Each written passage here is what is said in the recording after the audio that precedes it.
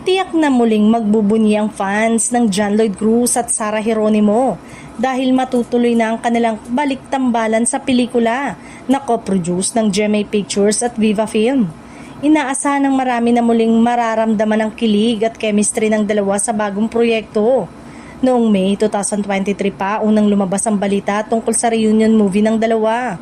Ngunit sa taong ito lamang ito tuluyang matutuloy. Ang official announcement ay nagbigay ng malaking excitement sa kanilang supporters na matagal nang naghihintay ng kanilang muling pagsasama sa pelikula. Taong 2017 pa ang huling nagtambal ang dalawa sa pelikulang Finally Found Someone na idinirect ni Theodore Boborol at joint production ng Star Cinema at Viva Film. Bukod dito, nagtambal na rin sila sa 3 pang box office hits, A Very Special Love, You Changed My Life at It Takes a Man and a Woman, na lahat ay joint production din ng Star Cinema at Viva Film.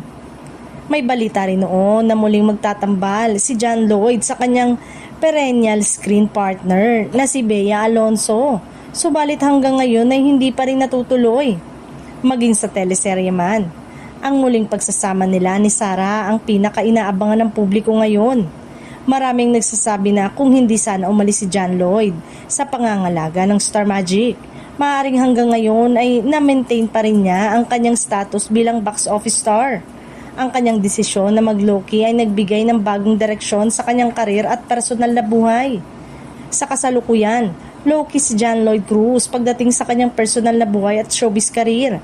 Subalit ang anunsyo ng bagong pelikula kasama si Sarah Geronimo ay siguradong magpapasigla sa mga fans at muling magpapaalala sa kanila kung bakit naging isa sa pinakamatagumpay na tambalan ng dalawa sa industriya.